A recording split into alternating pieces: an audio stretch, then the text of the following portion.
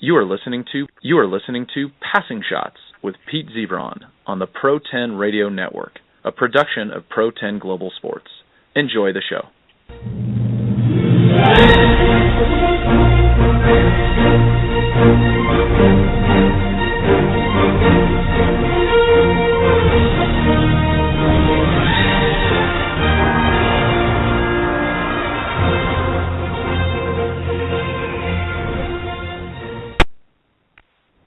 Good afternoon and welcome to Passing Shots on the Pro 10 Radio Network. Today is Monday, March 2nd, 2015. Pete Zebron of Tennis Acumen along with Jared Pine of A Second Serve. Good afternoon, Jared. Hey, Pete. Good to be back with you and doing another show. Absolutely. And this show, for all our listeners, is dedicated, the first portion of it, for the young guns of the ATP Tour. Just not too long ago, there weren't too many youngsters up and coming that were doing fairly well on the ATP Tour. Then Nick Kyrgios sort of broke the mold with his result at Wimbledon last year. This last week, Jared Borna Coric took out Andy Murray quite handily, and we'll start talking about those two guys as well as a few others around the world before we really spend the majority of the show about the Americans. But let's start off talking about Borna Coric, the 18-year-old who beat Andy Murray quite handily last week. Your thoughts? I know you've been watching a lot of the youngsters, but let's start talking about Coric just a little bit here. Yeah, I mean, he was a lucky loser to get into the tournament in the first place. Got through a tight three-set match with Malek Jaziri, then got a little bit lucky again in the second round, beating Marcos Baghdatis. It was 6-all in the third set, going to a tiebreaker when Baghdatis retired, but nothing lucky about his win over Andy Murray. 6-1, 6-3. I mean, to dominate a Big Four player like that, it's extremely impressive, especially at his age. And he's someone with a lot of talent. He's now beaten also Jerzy Janowicz and Rafael Nadal. And so he's collecting some big wins, and at the end of last year, he was named the ATP Newcomer of the Year, and he's backed that up in these first couple months. This hasn't been a sophomore slump for him. Yeah, he's come out firing. Absolutely, and I think he came on everybody's radar last year, almost a year ago. Croatia went to Poland to play Davis Cup. Janowicz at the time was ranked 21st in the world, and Coric took him out, and as you mentioned, a very nice win against Nadal as well, and here another win against Murray. So Borna Coric really playing some very good tennis right now, just 18 years old, up to 61 in the world, and again, someone to keep your eye on going forward. He's one of a few people that we'll talk about here today. Another one that has really thrown his name into a lot of conversations. Nick Kyrgios, who's up to 36 in the world right now, out of Australia. Obviously, his huge monumental win against Rafael Nadal in Wimbledon. Got all the way to the quarterfinals at Wimbledon and backed that up with a quarterfinal berth at the Australian Open this year. Unfortunately for the Aussies and Nick Kyrgios, he's not going to play Davis Cup this coming weekend against the Czechs. But I know, again, you've had your eye on Kyrgios for a while. Your thoughts and elaboration on Nick Kyrgios? Yeah, I mean, you were absolutely right with what you said about Kyrgios a little while ago, about how 8 months ago he really set the tone for these young guys. Getting that win over Nadal at Wimbledon. Before then, you talk about probably 2 years prior to that, Kyrgios had been in and outside the top 200. Lucas Pouille had been in and outside the top 200. But there was a stretch of time where they were the only ones in the top 200, sometimes none of them, as far as the teenagers go, to where you just had no representation of these teenagers in the top 200. Then Kyrgios had his big breakthrough at Wimbledon.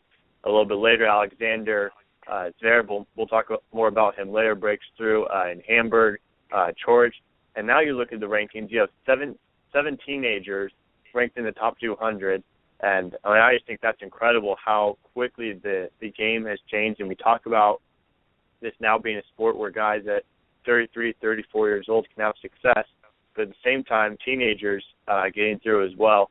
So I think this is a really exciting time for tennis. Kind of the generation between the Big Four and these teenagers right now, they haven't lived up to expectations and they're disappointed.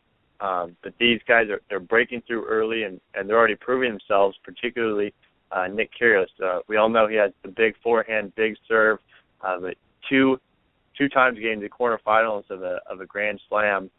He hasn't played a full schedule of tournaments yet, and yet he's still ranked 36 in the world. I just think that's incredible, really doing it with 2 good results. Imagine when he starts playing 18 tournaments a year at this level.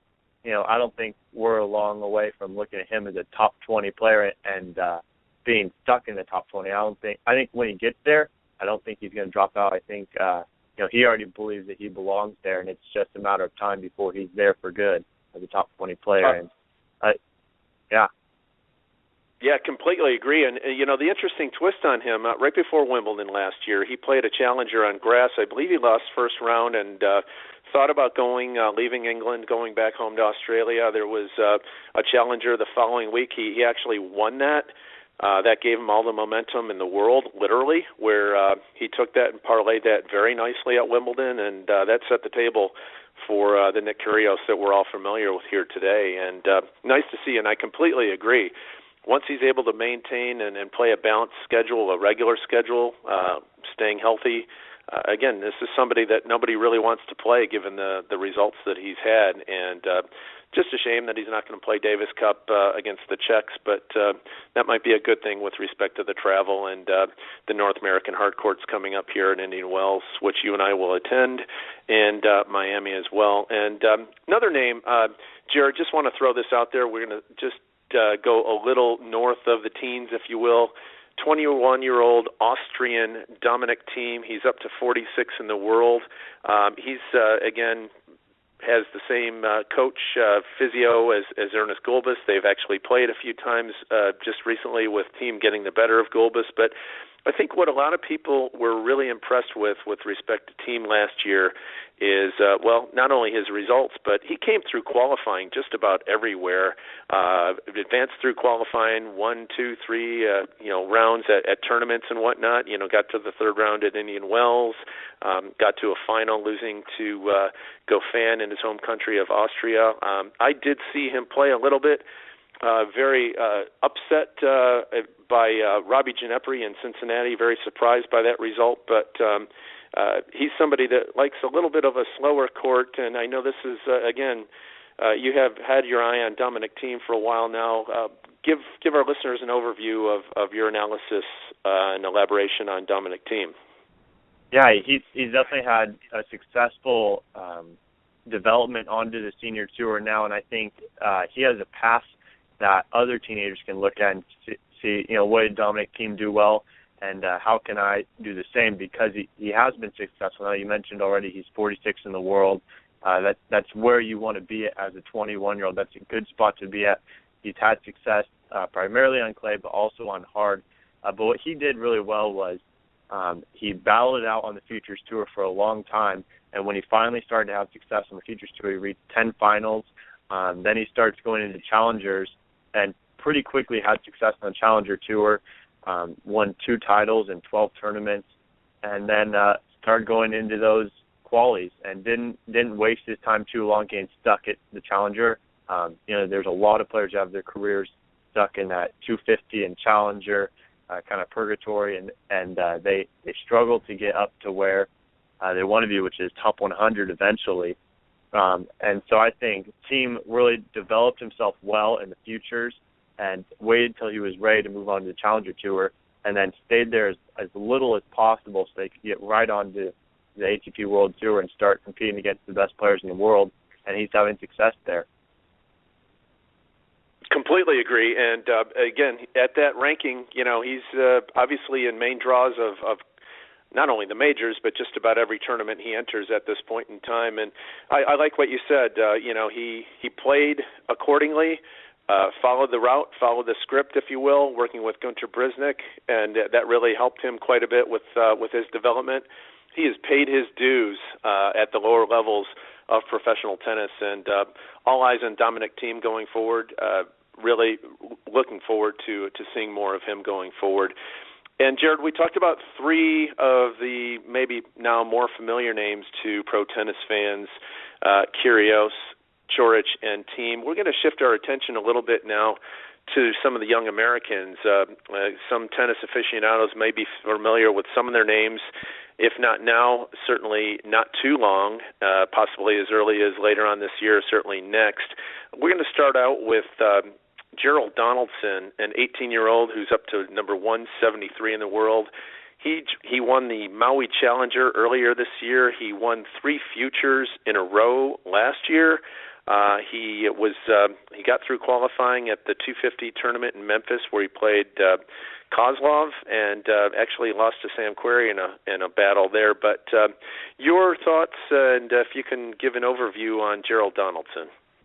Yeah, we've talked a little bit about him before, and I remember you asked me for a comparison to a currently in the top 100 that people would know, and I struggled to think of one. And, in the days following that, I realized, a great comparison for him is Marinko Matosevic. Being willing, like Matosevic, he's willing to come up to net and have success there, but he's particularly good when he stays on the baseline, just grinds out rallies with big physical ground strokes, not running around just kind of bullying his opponents from the baseline.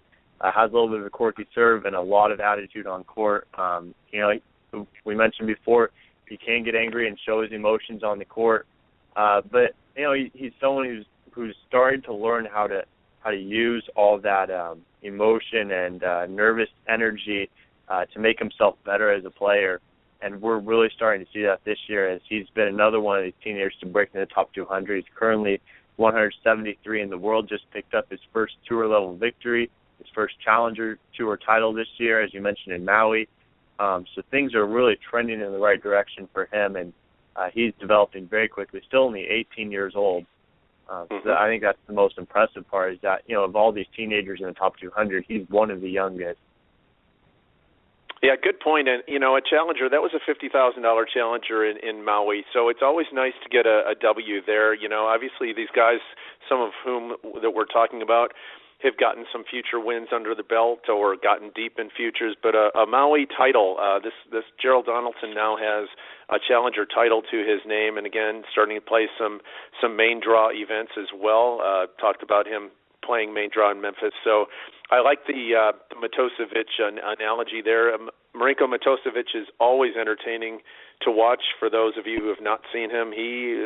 I liked your point there about the nervous energy and really channeling that to his advantage on court.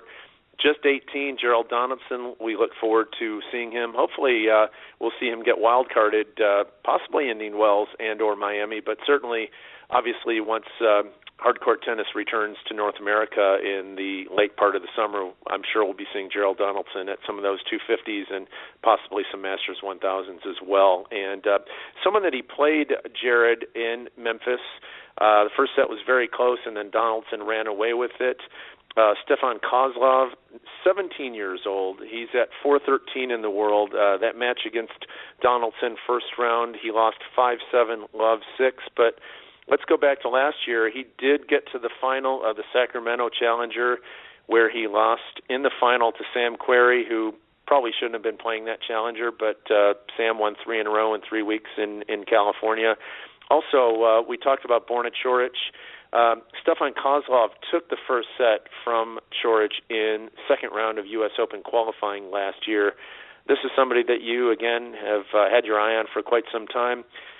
Share with our listeners your thoughts on Stefan Kozlov, and if you could possibly give a comparison to a current ATP player at this point, who his game matches up with.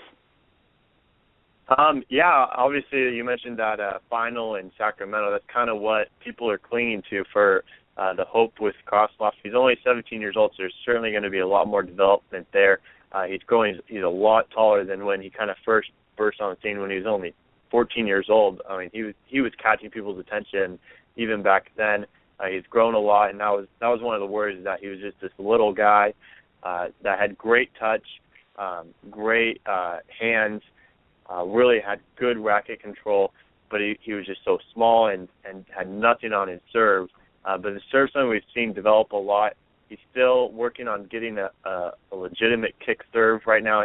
He kind of slices his second serve, and that's been a problem in some of his matches. I got to see him play against Taylor Fritz, who's another person we'll talk about later. And Fritz just completely controlled Kozlov's second serve because he couldn't get a good kick on it. And, yeah, pick someone to compare him to would definitely be Kei Nishikori.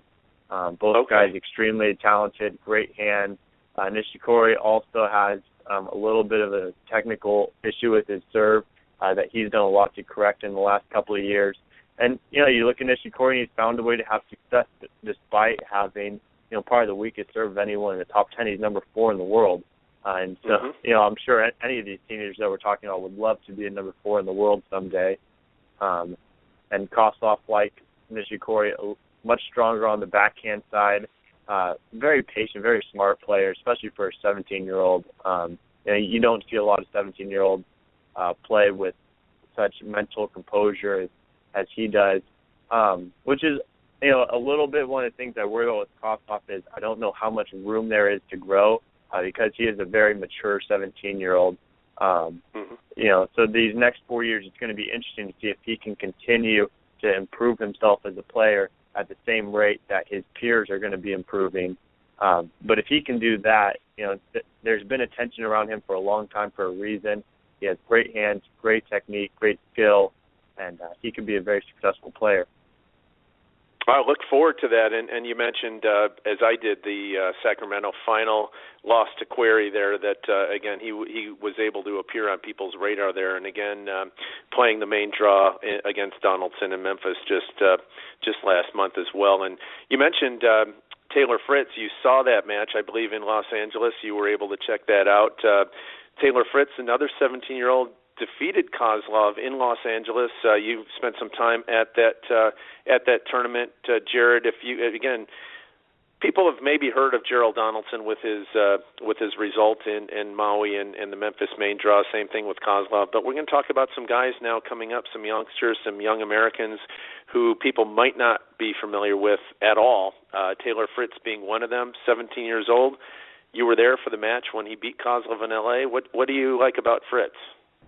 Yeah, that match was played at USC, in fact, one of the great homes for college tennis. A lot of championships won there. So fun to see these two young guys battling it out on those courts. And Fritz just so flat on his ground strokes. I mean, just so much power and so much strength. He's just recently turned 17, so he's a young 17-year-old. He's actually a couple months older than Kozlov, but still just very young, a lot of power both off his serve, forehand, backhand. He was just able to boss around some of the rallies.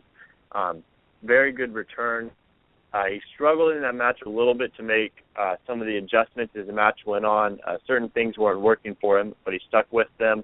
And but that's something that can easily be developed. As he becomes more successful, he's going to have different coaches come along. He hasn't even become full-time professional. That was the one professional event he's played this year. So he's not going out there and paying the best coaches in the world. In contrast to Kozlov, I think Fritz has a ton of room to grow, and he had great results on the junior tour. He beat up a couple times Andrei Rublev, who's another one of these juniors who's right at the top of the list as far as name recognizability. He's been number one junior in a while, whereas Fritz has been top 10 and gotten some nice wins over him, both on clay and hard courts. Then last year at Wimbledon, made a run to the quarterfinals on the grass. So this is someone who's already comfortable on all three surfaces at only 17 years old, has a lot of power, a lot of weapons, and a lot of room to grow. And so I think around him there's a lot of excitement. I've heard some people say, he's going to be top 200 within a year. I think that might be pushing a little bit because he's not even playing a full schedule of events yet. But I can certainly see by the time he's 20, people are going to know his name. And that's, 3 years from now. He's got a lot of time to develop. He's very young and very good already.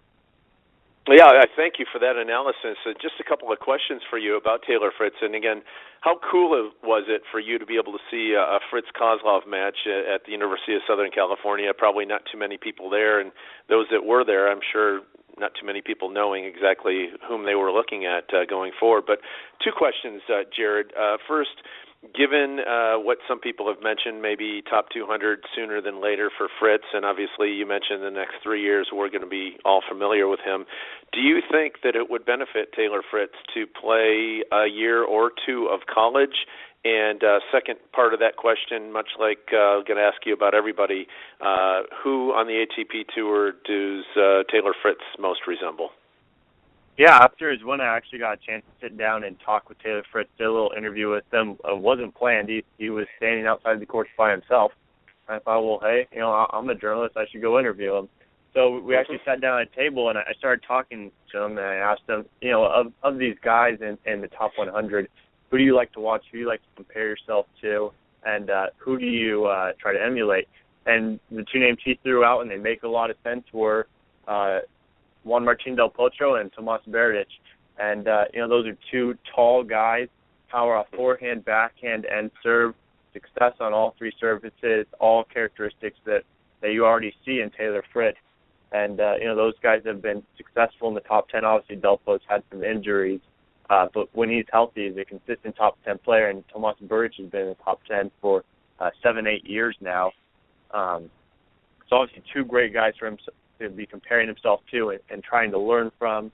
And I think that can only make him better is by watching these guys. As far as college tennis, I think, at 17, he's a year away from potentially doing college tennis. But within a year from now, I think he's just going to be way beyond any of the talent that's currently at college tennis. Obviously, there's a lot of good players there, guys that are 21, 22, and he'd be an 18-year-old competing against some of them. But I think he would already be, one of the best players in college tennis. I think being able to go out and play full matches with ad scoring, I think that's certainly a factor. The no ad scoring, the super tiebreakers in third, these short matches. I think going out and playing real matches for him is important. Also in college tennis, you only play on hard courts. And as I've already mentioned, his strengths are being able to also do well on clay and grass, and so continuing to develop that on Futures Tour is key. And it's not that when you go play college tennis that you just forget about your professional career. He would still be playing Futures events during the off season, but I think him going pro is going to happen here pretty soon. He's not going to stay in the junior ranks much longer. He's going to be full-time pro before it's even time for him to go to college.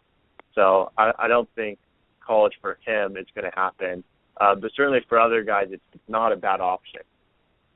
Well, good. I really like the fact that you had the opportunity not only to see him beat Kozlov, but also be able to chat and interview with him after the fact. And I like, it's very helpful for our listeners and for me as well with his comparison to himself with respect to Del Potro and Berdych, who he emulates. That's very helpful in getting a visual with respect to the game that Taylor Fritz has and wants to have and emulate. And, looking at your writing, Jared, of previewing 20 of the youngsters on secondserve.blogspot.com, I'm looking and I see that Taylor Fritz also has a win over Mackenzie McDonald at UCLA. And a couple of years ago in Cincinnati, interesting, Mackenzie McDonald was a wild card in the qualifying draw and actually beat Steve Johnson, who obviously we know who he is with respect to his career at the University of Southern California. And Mackenzie McDonald beat Steve Johnson on grandstand court to get into the main draw of the Western and Southern Open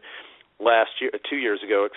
So for Fritz to be able to have a win against McDonald, that's really saying something as well. Not only that, but the win over Kozlov as well. And another name here that we're going to talk about here, 19-year-old from New York, Noah Rubin. I was looking at some of his results. He's been a finalist in a couple of futures, one in France in 2014 and another in 2013, a finalist.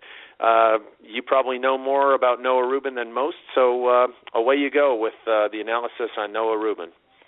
Yeah, well, you mentioned Mackenzie McDonald. Mackenzie's one of the top-ranked college players in the world, as we were just talking about college.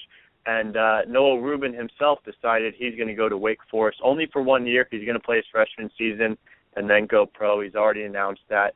He actually made an interesting comment. He said something along the lines of, had I known that these scoring changes were going to be made to Division I, I'd definitely reconsider my choice to go play college tennis, because he had made his announcement that he was going to Wake Forest before the changes were made. But he's now one of the top ranked, according to the ITA rankings, of all the newcomers in Division I tennis. And so hopefully sometime this year in college tennis we'll get to see McDonald play against Rubin. I think that's one of those dream matchups that we could have this year. Definitely want to see that happen, and that's a reason to be watching college tennis.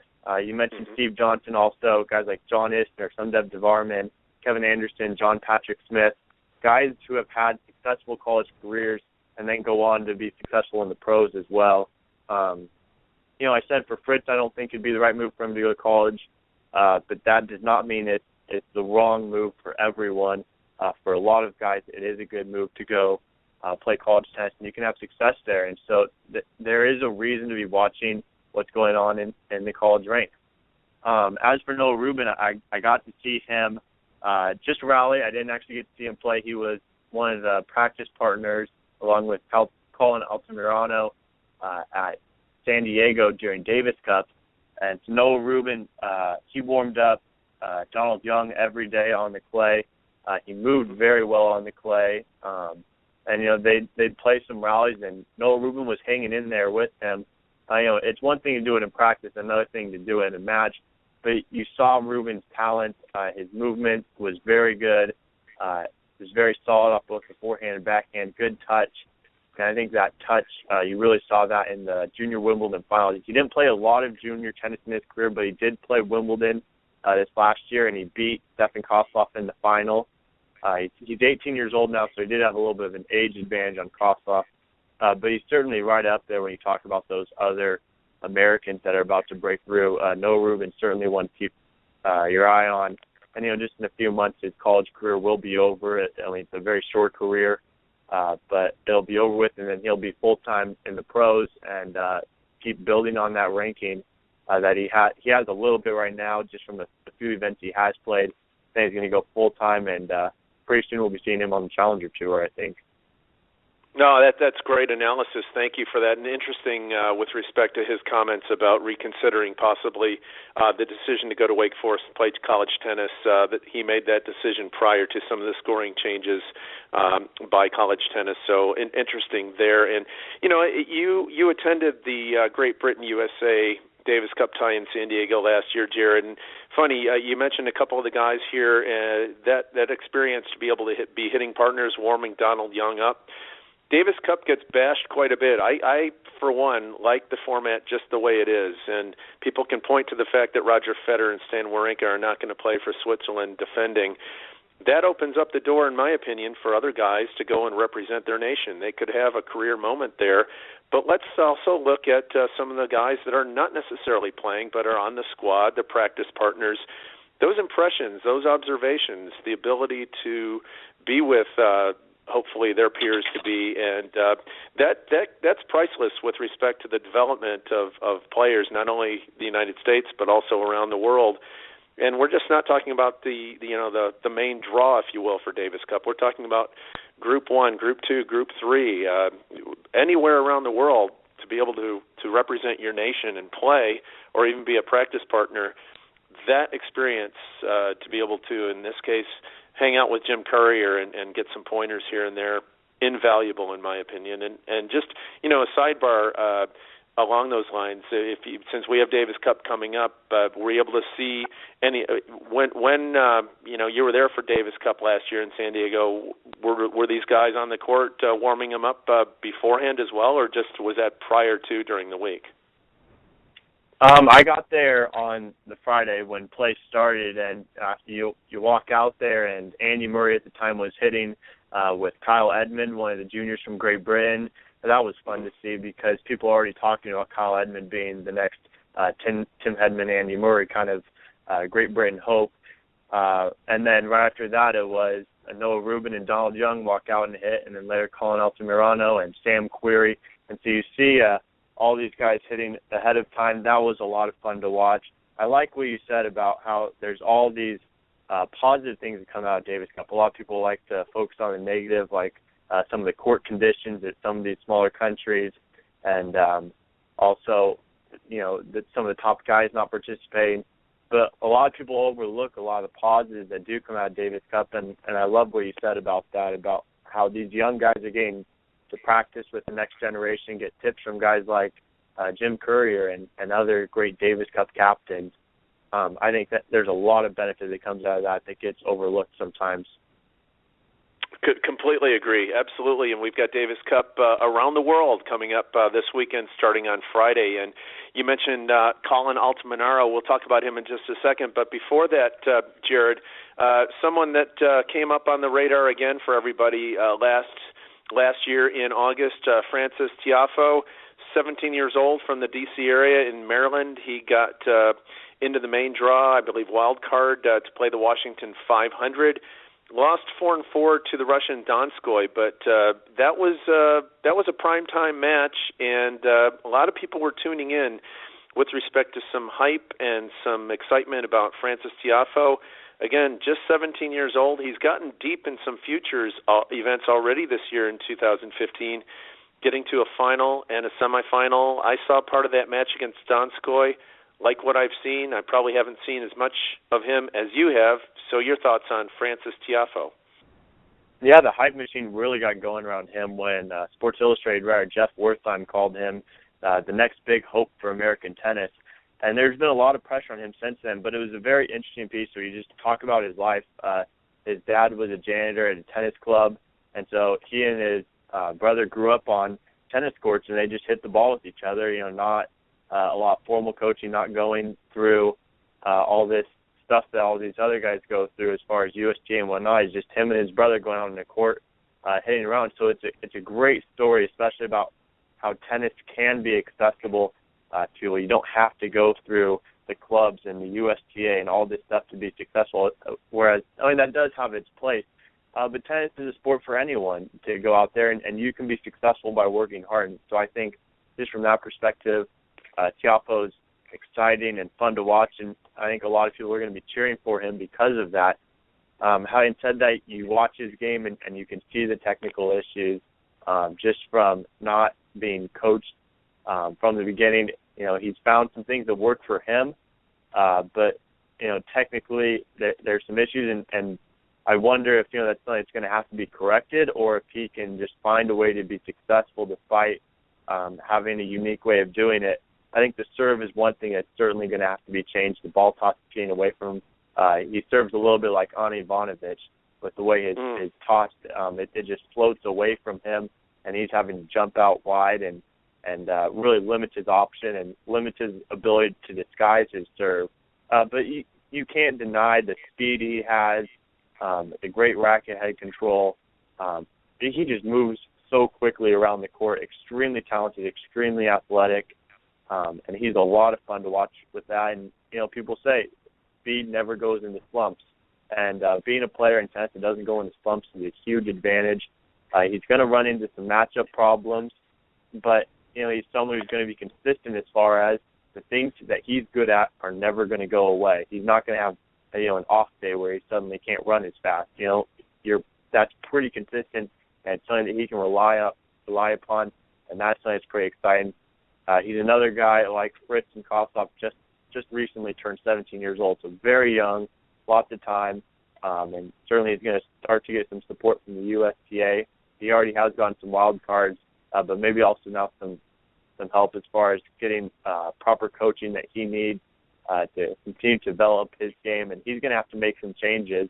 But one thing it's not going to change is the speed that he has and how quickly he moves around the court, the flexibility, the gumpiness.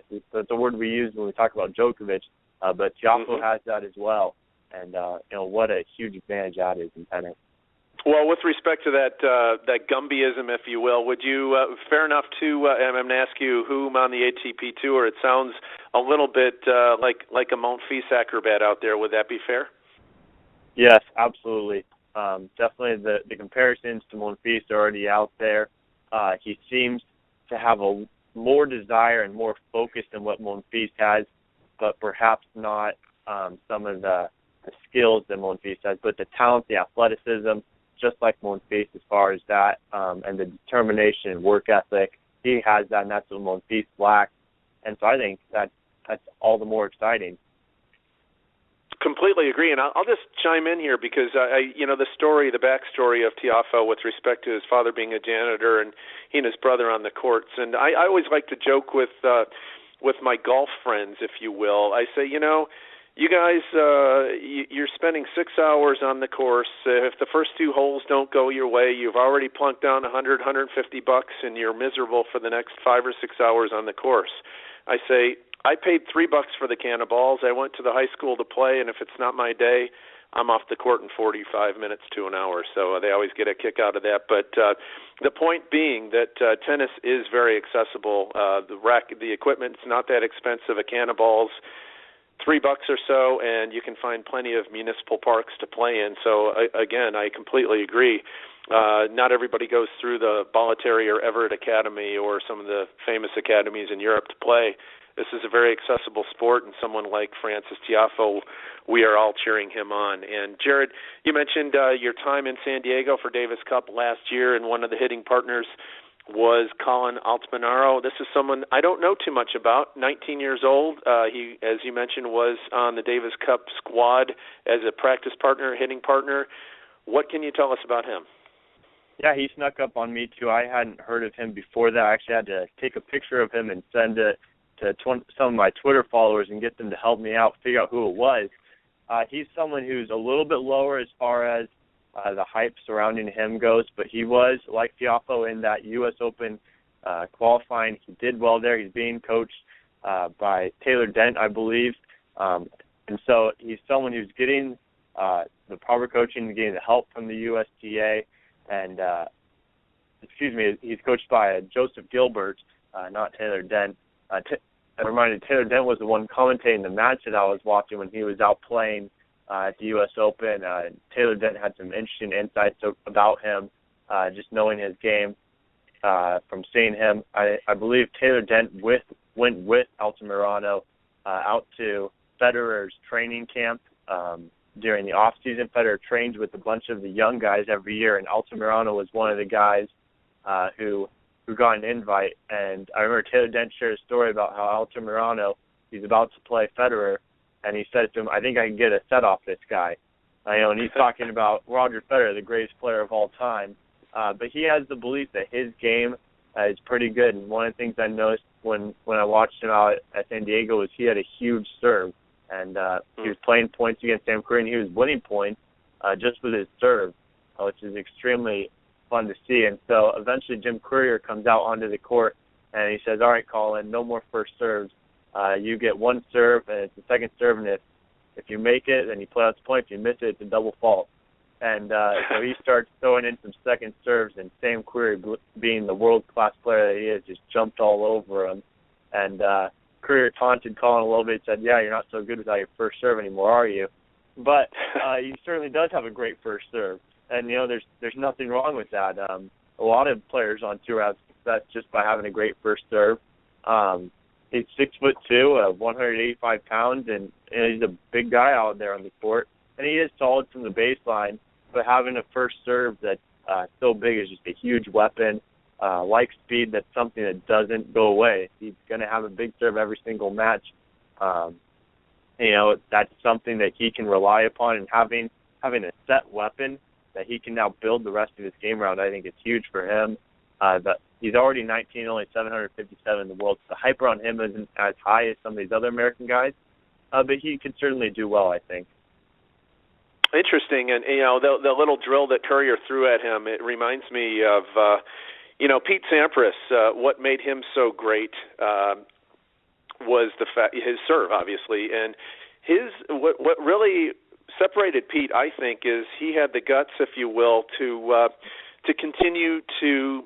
His second serve wasn't that far off from his first serve, and that really caused a lot of problems for guys on tour, and that won Pete Sampras a lot of points. So interesting if Altamirano could maybe take a page out of the Pete Sampras playbook, if he's got confidence enough in his big first serve to his second, maybe not as much, maybe putting a little bit more on it when he was playing those practice points against Querrey, just going for it.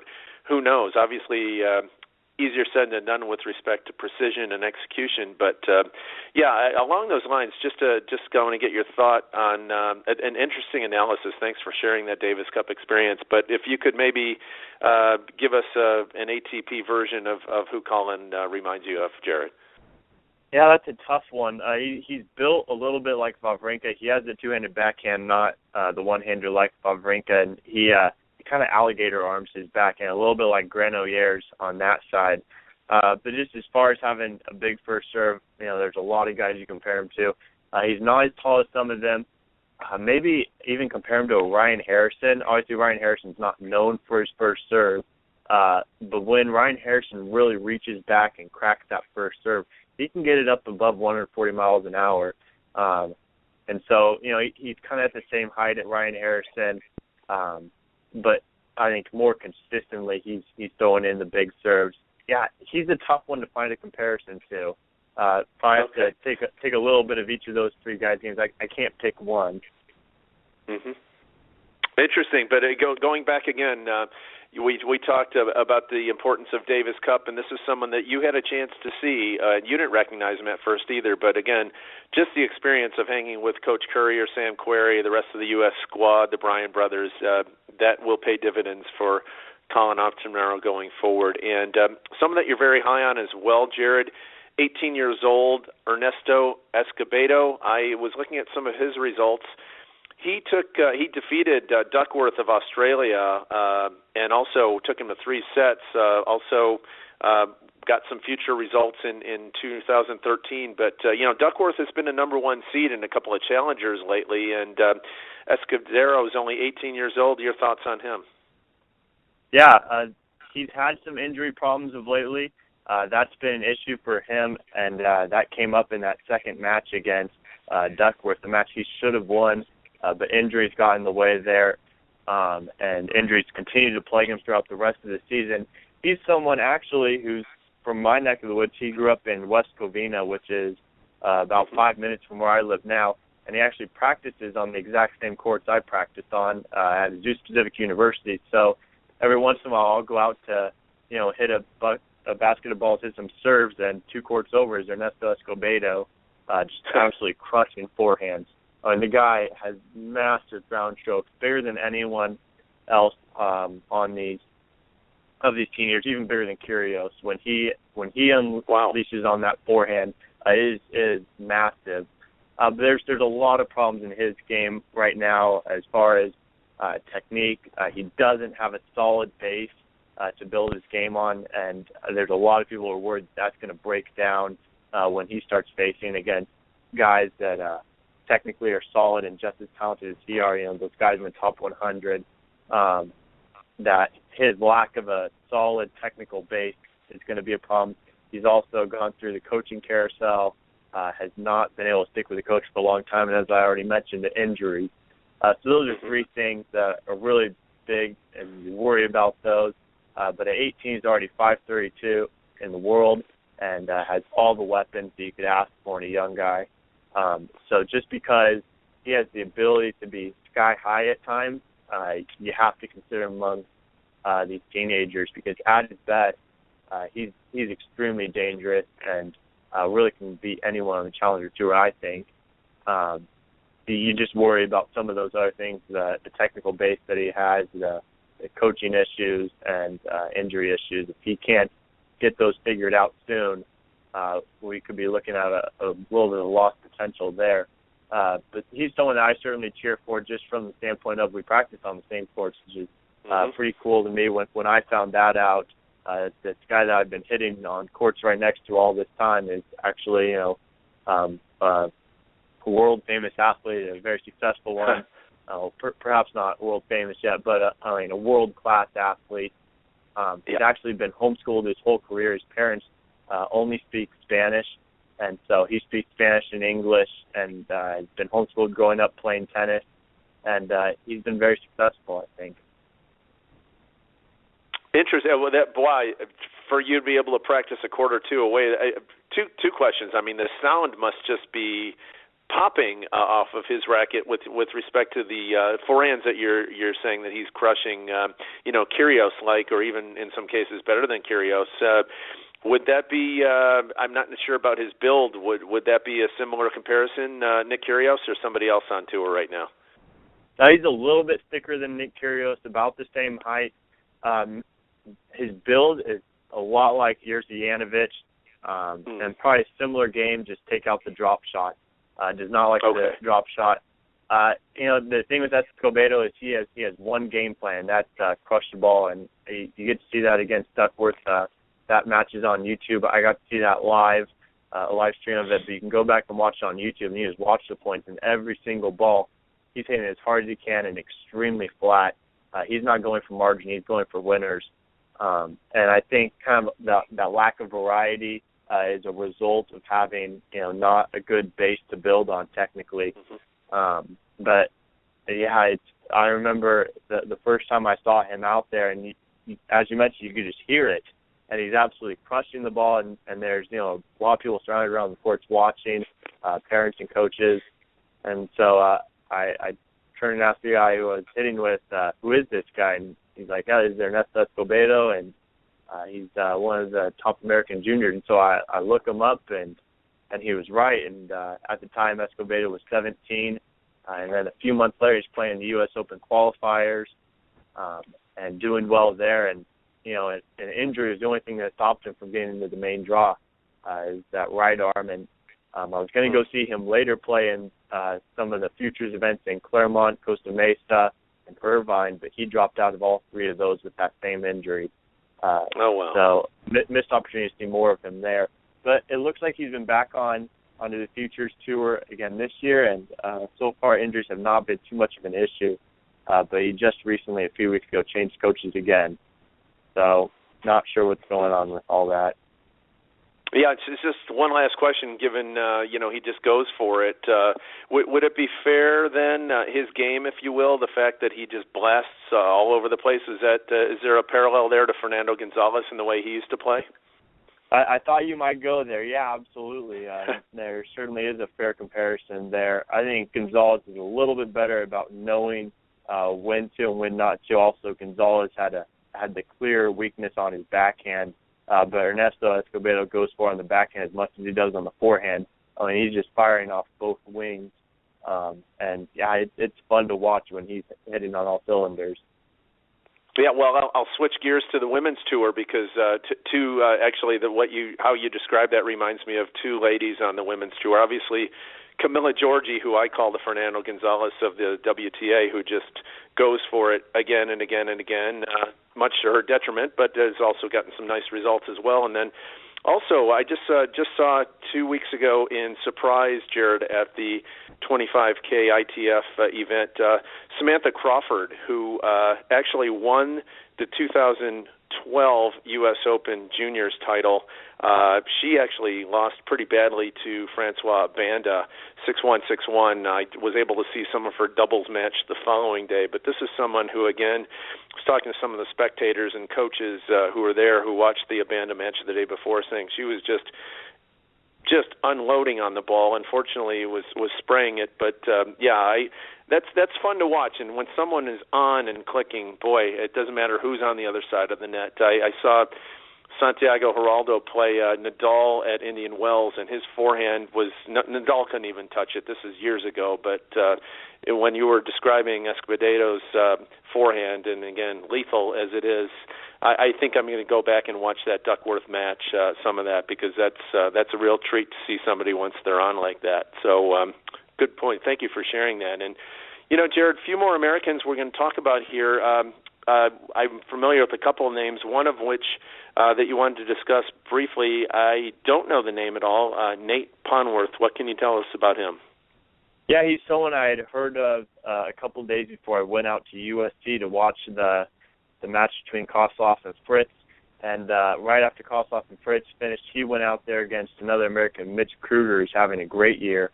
And for the first set, Ponworth was the better player, better than Kruger, who went on to do very well at that tournament.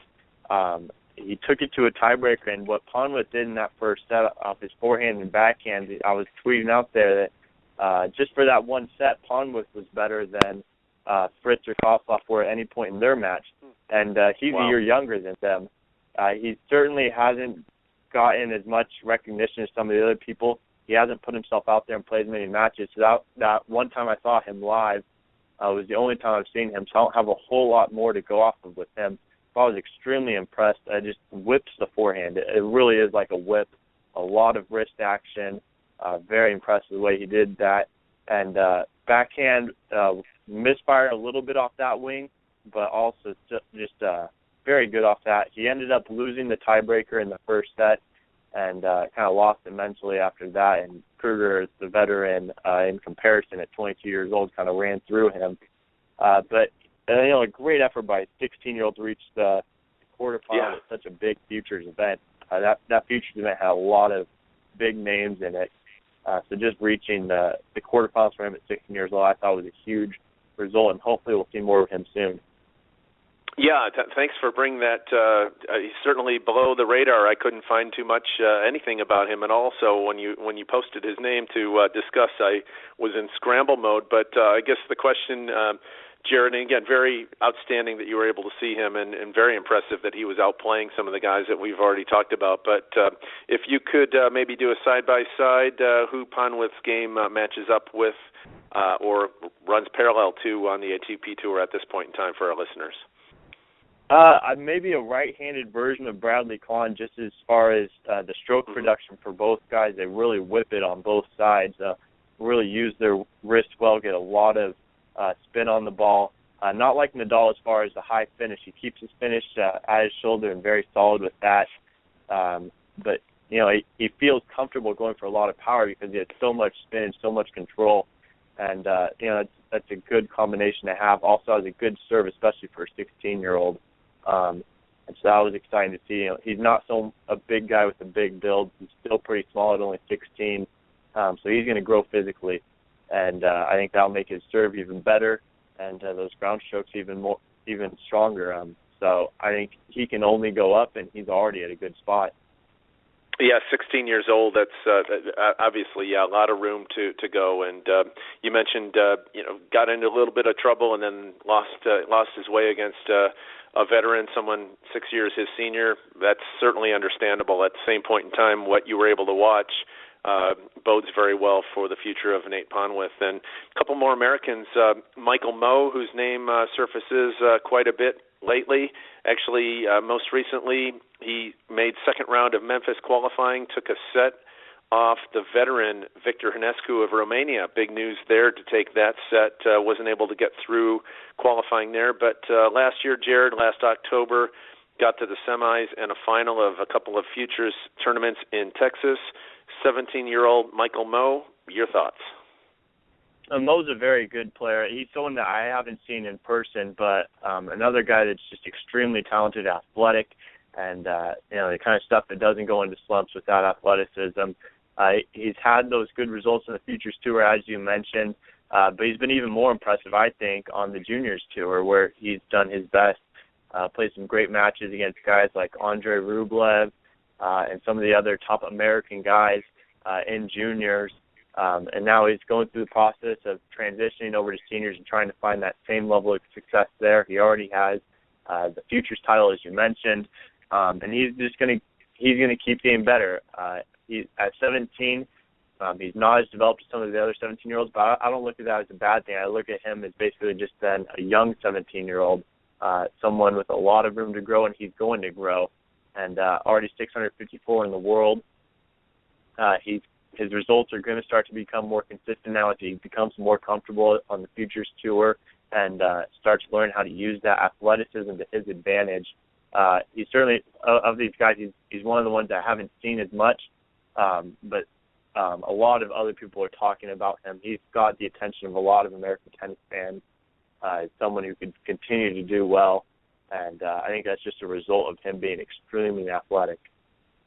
Yeah, good. I've seen a lot of tweets. His name comes up quite a bit from some of the folks who cover the youngsters in the collegiate circuit, and so you see his name getting deep in tournaments and either winning matches or losing in tie breaks to not get through. But I've seen Michael Mmoh's name, fairly regularly on Twitter with respect to the coverage that he's getting. And last American to talk about here, Reilly Opelka, and don't know much about him except the fact that he's 17 years old. What can you tell us, Ryan? Excuse me, Jared.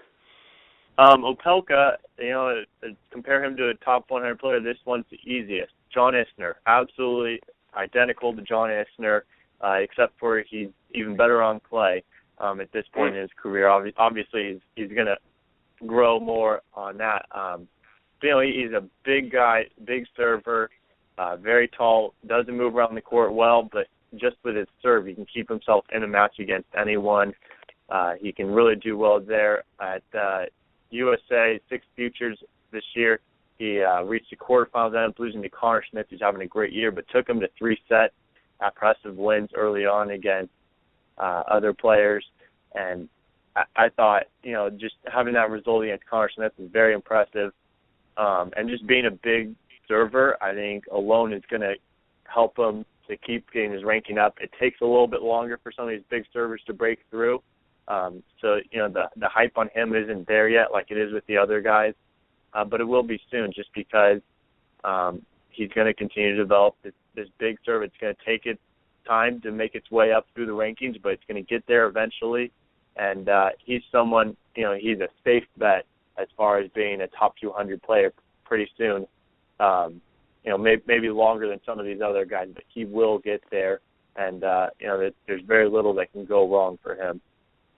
That's great to hear. A 17-year-old like Isner, if you will, that can play on clay as well. So that's a huge upside. And after the long drought of not really having too much, the cupboard being bare, if you will, in the United States, and a few people making some noise and then sort of disappearing and not doing well. And I'll credit to Ryan Harrison for the nice run he had this last week as well in Acapulco. But Jared and I have just discussed 10 Americans in their teens between 16 and 19 years old who, we're looking at top 200 and better going forward. And Jared, I know that the rest of the world has a lot of players to talk about as well. We can probably do a part 2 with the young guns, just concentrating on some of the outstanding tennis players from Korea, from Russia. Obviously, the Australians have quite a bit going on right now. Serbia, Chile as well, and some of the challenges that Spain's going to have going forward. We'll talk about that in a future show. But one thing that we do want to discuss here before we talk a little bit about some of the results from last week is, you shared with me you want to talk a little bit about some of the teenage success and how that might be a predictor, good or bad, with respect to what guys can do on the ATP circuit going forward. We talked about all these guys and their potential, but that doesn't always happen. Your thoughts on what we're seeing here, how that might translate and be parlayed going forward? Yeah, and we've talked already about some of the different ways that guys have success, whether it's team, battling out in the futures and really developing his game there, and then kind of breezing his way quickly through challengers. Other guys like Noah Rubin, we've mentioned Mackenzie McDonald, John Isner, Steve Johnson, guys who go through the college ranks have success there, and other guys that had very successful junior careers and went on to be successful on the ATP. Ricardo Sporanka is someone who had a great juniors career. His professional career has been slowed by injuries so far, but he has had some good results and been someone who's been in the top 100 for a while. And so there's a variety of ways to make that transition to being a 16-year-old prodigy to a 25-year-old top 100 player. A lot of different ways to do it, and sometimes people, when they start comparing these top players, they look at, okay, well, who's the highest ranked that's not yet 20? But I think there's a lot more that goes into it than that, because you have guys like Taylor Fritz, who's barely even played any professional events, but has been a very successful player and is going to be a successful player despite having the lower ranking. So I think there's just a lot of ways that guys can go on to be successful, and it's a lot of fun to see the different ways they do it. Some take longer to break through than others, and I think that's also the fun about talking about these teenagers, that we don't know really what's going to happen with them, and it's a little bit of a prediction game. But, knowing who these guys are before they break through makes it all the more exciting when you see them making a run to the quarterfinals of Wimbledon and beating Nadal and doing these kinds of things. Completely agree. It's always special to see someone doing so well. I remember actually way back when the Bryan brothers, they played the old tournament here in Scottsdale. I was able to see them when they were just coming up, and they beat a veteran Czech squad. And, the Bryans were just out of college at that point in time. And so, I stuck around after the singles night match to watch the Bryan brothers, whom I didn't know who they were at that point in time. And lo and behold, the greatest doubles combination ever in professional tennis. So wonderful to see. And as you mentioned, you had a front row seat, if you will, a couple of different places, obviously, at the University of Southern California for the Futures Tournament there, as well as being able to see a couple of the guys that we mentioned as Davis Cup hitting partners in San Diego last year. And Jared, again, as I shared, a lot more to talk about with respect to some of the players around the world. We're going to have a part 2 of this show, but before we wrap up, I do want to talk about some of the action that happened last week, a couple of 500 tournaments, as well as a 250. Want to just give a review of that. Roger Federer over Novak Djokovic for his 7th title in Dubai. Roger Federer has had historically terrible breakpoint conversion numbers. Pete Sampras had that issue as well, and I remember asking Federer about that in Cincinnati, and it's not something he was proud of, the fact that he struggled. He was 2 for 2 against Novak Djokovic, but probably more impressively in the 5 wins he had in Dubai, Jared, 19 for 27 in breakpoint conversions. We've seen Fed over and over again, especially against Nadal, just not be able to break even at, Nadal serving at love 40 or even Djokovic for that matter. Roger Federer took care of business, not only had all the breakpoint conversions, but also dug out of 3 15-40 holes against Djokovic to win. And the line score is, again, 2 for 2 in break points for Federer, 0 for 7 for Djokovic. Federer 11 aces, 1 double fault. Djokovic 1 ace, 2 doubles. Djokovic played a very good match, and yet it was Fed who got the win. Your thoughts on that final, first of all, before we talk about another match in that tournament? Yeah, Dubai offers very fast courts, and so Federer having the bigger serve of the two is certainly a fact there. It's second year in a row where Federer's beaten Djokovic in Dubai. Last year, did a great job coming to the net. This year, served very well, and as you mentioned, played the break points very well. I think him saving those break points is just as impressive as him converting those 2 break points. I think sometimes the notion that he's struggles with converting break points, I think that gets blown out of proportion sometimes because he struggles to do it in the big matches when everyone's watching. But I think on a day-to-day basis, he's good enough at converting those break points, and you saw it there against Djokovic. I think that this idea that he doesn't do well on the break points come from, it happens, as you mentioned, against Nadal when everyone's watching. And certainly there is something to it, but I think every once in a while it gets blown out of proportion a little bit because he is one of the greatest players of all time, and you don't get to be that if you don't convert break points.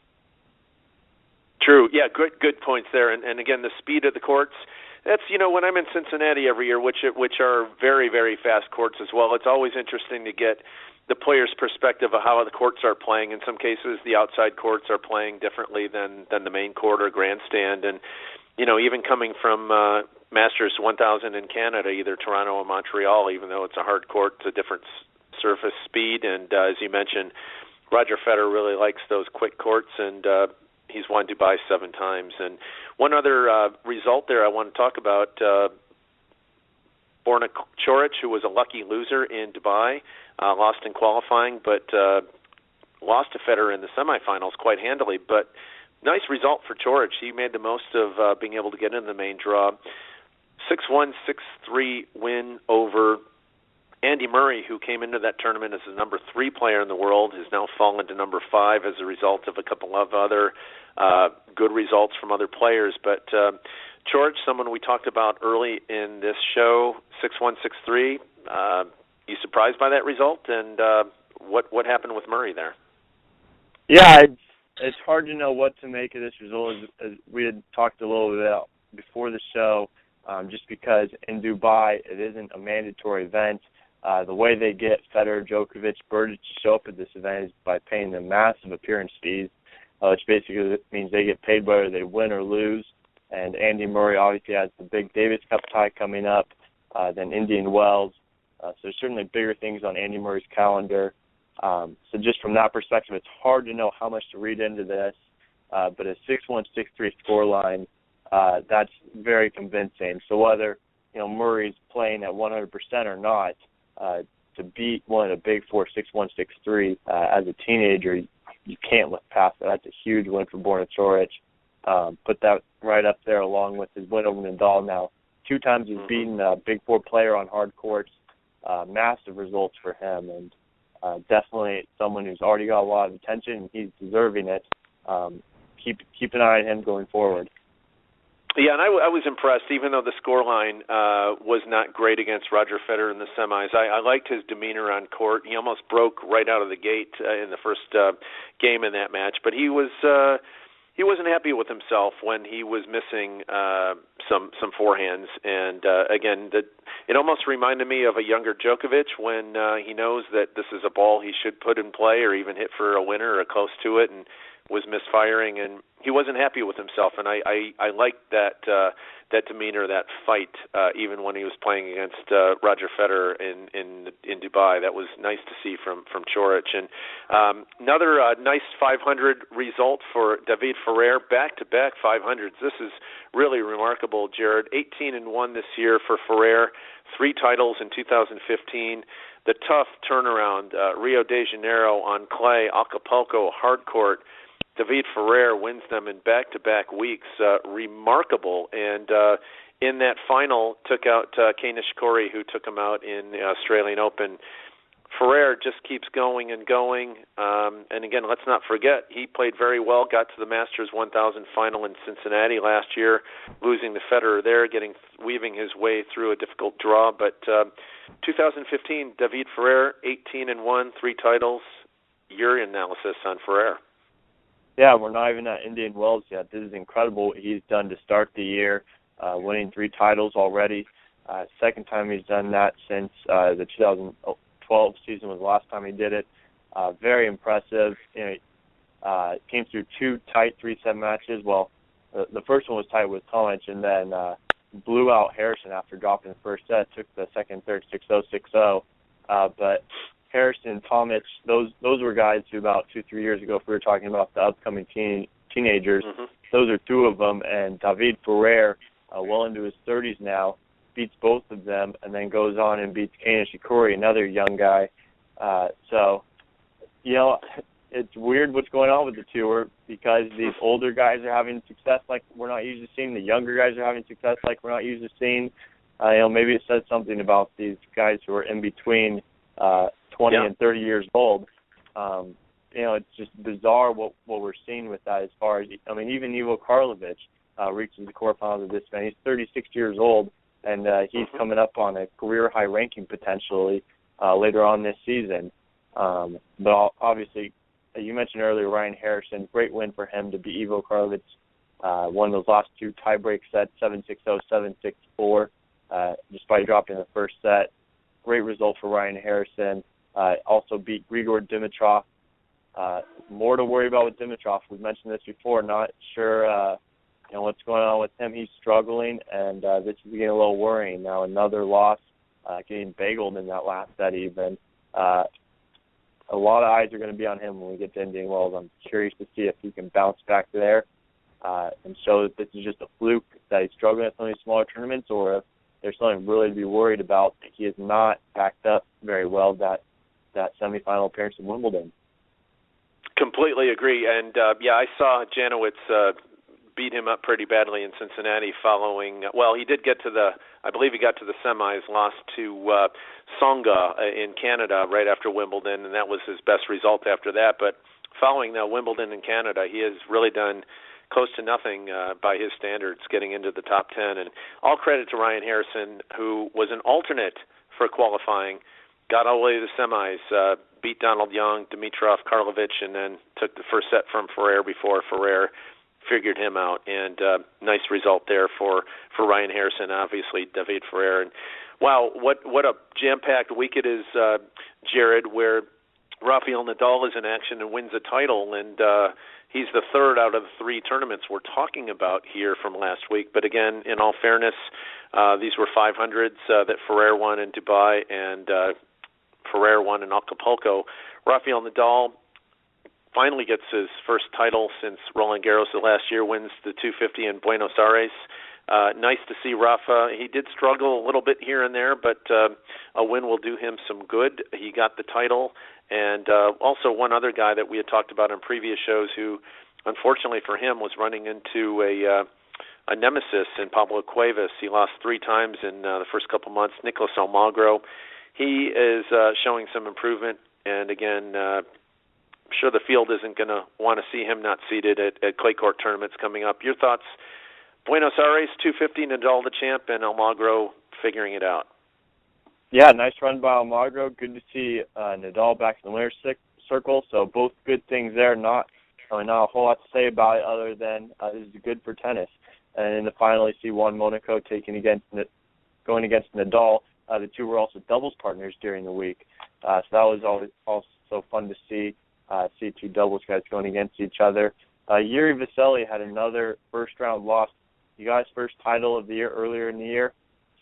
Has not won a single match since then, playing these clay court events, which is a little bit bizarre. Also lost in the first round of Australian Open, which obviously is hard courts. Hopefully he's going to be able to rebound when we do return to the hard courts of Indian Wells. But yeah, keep an eye on him. A little bit of a lull after that, finally breaking through and getting that first title. A little bit reminds me of what Murray did, finally gets Wimbledon, and then goes into a major slump after that. Hopefully for Vesely, this doesn't turn into a major slump. We're only a couple months into the season, so there's certainly time to turn this around.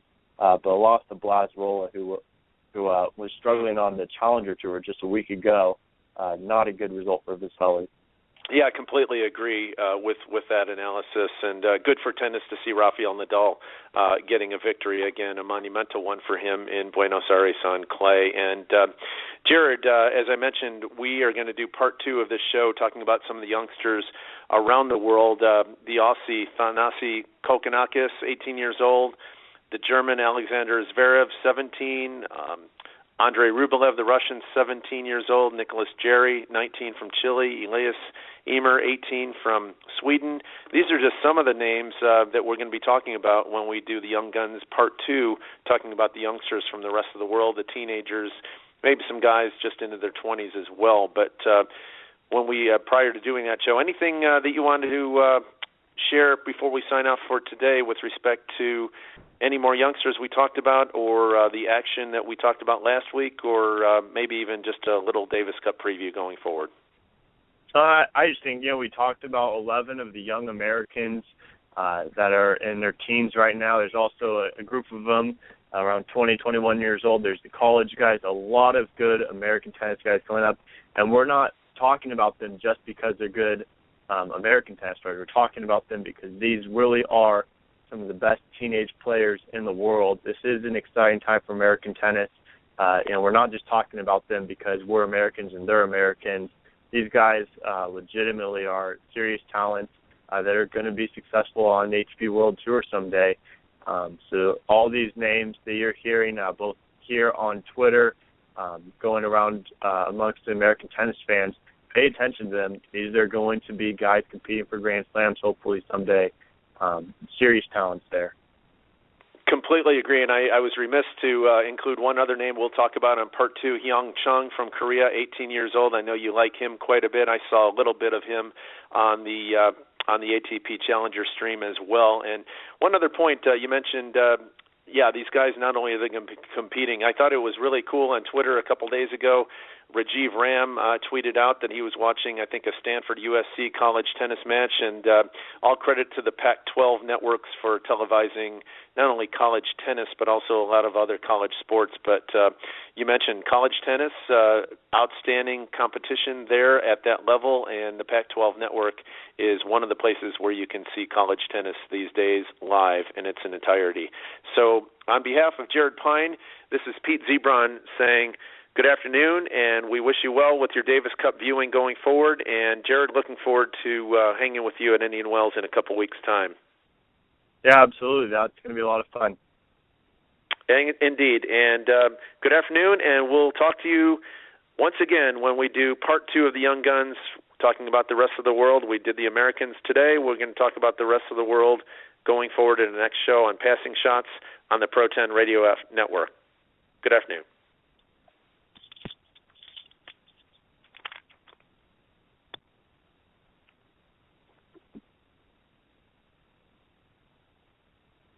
No music. End of the story.